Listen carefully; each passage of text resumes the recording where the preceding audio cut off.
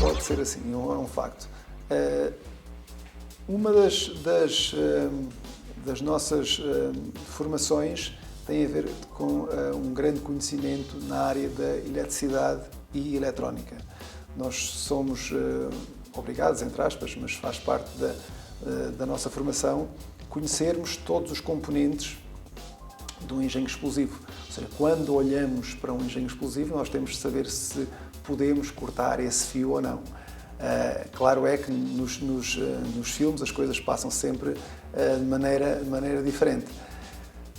Respondendo à sua questão, pode acontecer nós termos que efetivamente cortar o fio vermelho ou o fio azul, mas temos que saber que fio é aquele. Temos que saber exatamente, conhecer todos os componentes daquele circuito e daquele engenho explosivo. Na área de química, mais no que tem a ver com a química dos explosivos ou produtos com que se possa construir explosivos, nós temos efetivamente um conhecimento e é uma das disciplinas que lecionamos, é a química, especialmente direcionada para a área dos explosivos. Um agente do CIEX, quando o facto, ou seja, de se desativar ou inativar um engenho explosivo, pode-se fazê-lo de diversas maneiras. Pode-se, efetivamente, desmontar ou desarmadilhar o engenho sem recorrer a qualquer tipo de iniciação, de explosão, ou poder-se-á fazer explodir o próprio engenho. Uma ameaça dessa natureza é uma ameaça muito mais perigosa. Quando estamos a falar de uma ameaça nuclear, radiológica, biológica ou química, especialmente biológica e química ou química, são situações que podem ser muito mais complicadas e perigosas, porque o perigo muitas vezes não se vê. Nós temos agora uma situação que é o caso de uma ameaça biológica, que é o vírus do ébola, ou seja, sem se ver, já fez 7.000 mortes. Ora, para um explosivo fazer 7.000 mortes, tem que ser um explosivo muito potente e muita quantidade de explosivo. Portanto, as ameaças NRBQ são muito mais complicadas e muito mais perigosas. No caso do ébola, por exemplo, qual é o nosso papel? O nosso papel, basicamente, é aquilo que nós chamamos os first responders. Nós temos a capacidade para isolar, controlar, possivelmente, se conseguirmos detectar, recolher e enviar para análise, neste caso para laboratórios específicos. Os tipos de situações mais comuns em Portugal são falsas chamadas, falsas ameaças de bomba, acontece muito. Temos muitas situações em que nós fazemos inspeções prévias aos locais, portanto, todos os dias, um pouco por todo o lado, em Portugal, mas especialmente na capital, em Lisboa, nós somos chamados a fazer inspeções, porque vai lá alguma entidade cujo risco necessita dessa vistoria. Temos situações de recolha de engenhos explosivos convencionais. Quando eu digo convencionais, explosivos, engenhos explosivos militares que ou foram descobertos em casas particulares ou foram abandonados na via pública. Portanto, relacionado com os explosivos, estas são as ocorrências que nós mais vezes somos sujeitos. Nós não conseguimos, muitas das vezes, ver se essa ameaça é falsa ou não. Tanto mais que a ameaça, quando alguém telefona, dando conta que há uma bomba no ponto A ou ponto B, não telefona diretamente para nós, telefona para qualquer departamento de polícia, que depois canaliza ou depois valida ou não essa chamada. Portanto, esse departamento de polícia para onde inicialmente é feita essa comunicação, irá, mediante uma filtragem que irá ser feita, irá avaliar e declarar se efetivamente é verídico ou não, ou poderá ter algum fundamento essa chamada, que depois virá para nós, é claro. O mundo mudou, claro, é como mudou para todas as unidades congêneres à nossa, porque o terrorismo tornou-se global. Depois do 11 de setembro, notou-se um crescimento de tudo o que são atos terroristas a nível global. Ou seja, já não estamos a falar só de terrorismo doméstico, como foi conhecido durante muitos anos. Hoje em dia, o terrorismo já não acontece só em países longe daqui, mas também, ou seja, tem ramificações e muitas vezes nem precisamos andar à procura de um qualquer cidadão com características semelhantes àquelas que poderão existir no Médio Oriente, porque um qualquer cidadão português poderá ser um terrorista fundamentalista.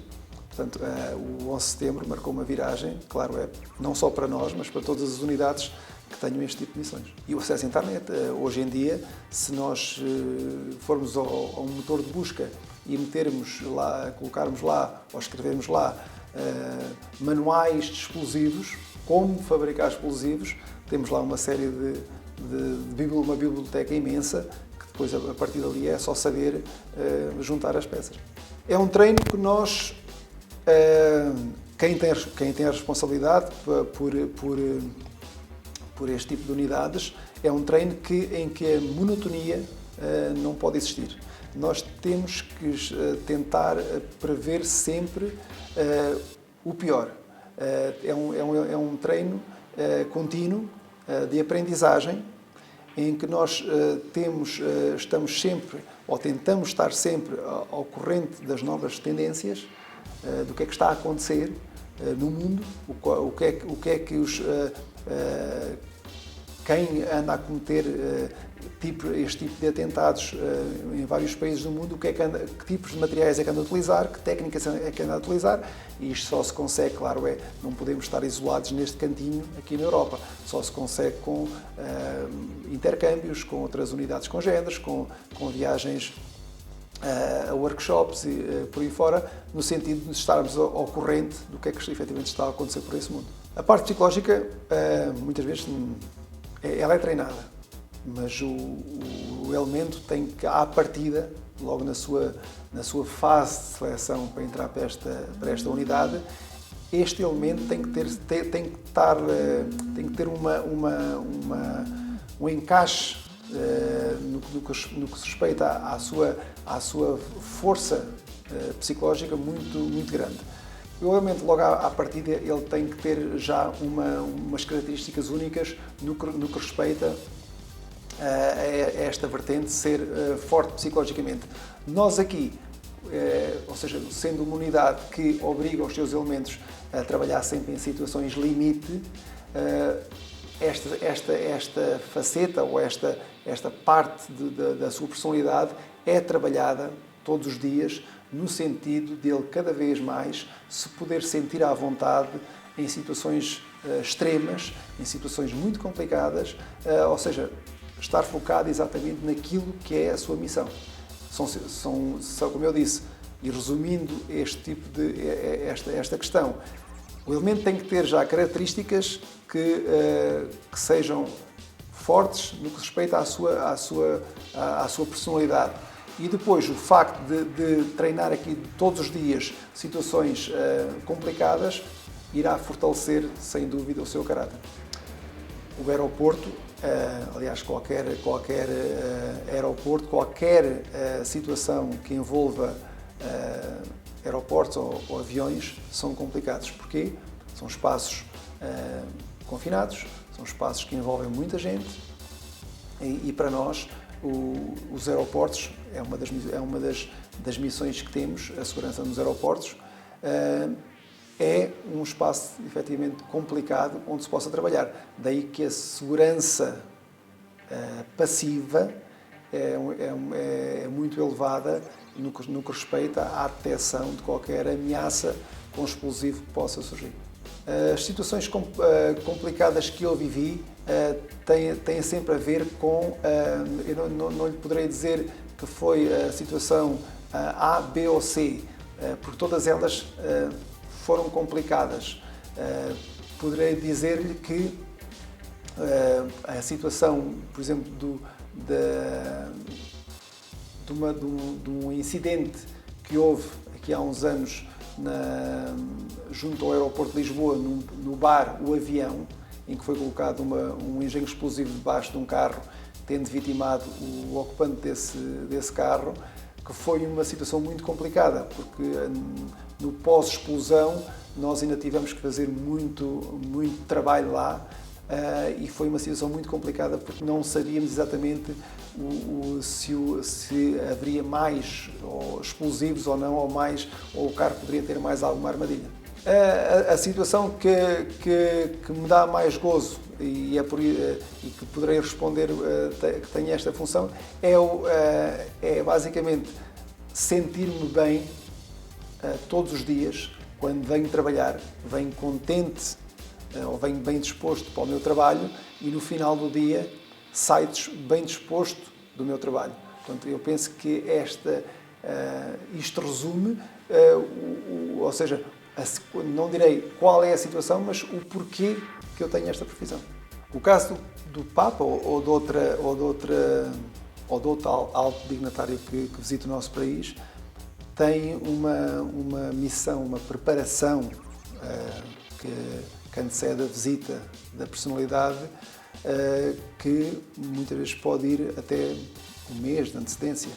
Este tipo de missões não só tem a ver com a segurança física da individualidade ou da personalidade que nos está a visitar, mas também com toda a segurança do trajeto ou dos locais que irão ser visitados. Já que falou no caso do Papa, todo o trajeto que ele fez enquanto esteve cá, todo o mobiliário urbano teve que ser vistoriado, todos os locais que ele visitou foram, neste caso, vistoriados por nós, e isso fez com que a presença dele cá tivesse um carinho de segurança muito maior do que se não tivéssemos feito este trabalho. Existem diversos tipos diversas especialidades que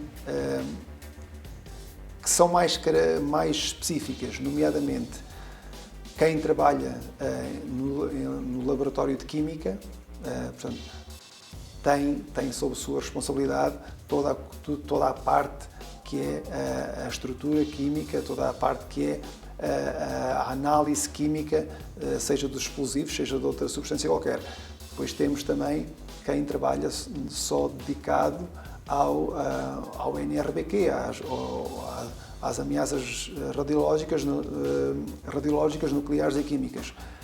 Quem está também só afeto ao subsolo, à segurança do subsolo. E depois ainda quem tem sob sua responsabilidade a análise dos processos que nos chegam fruto de, muitas das vezes, processos de crime, apreensões que são feitas de engenhos explosivos ou outro tipo de engenhos que são analisados por nós e depois enviados para o tribunal.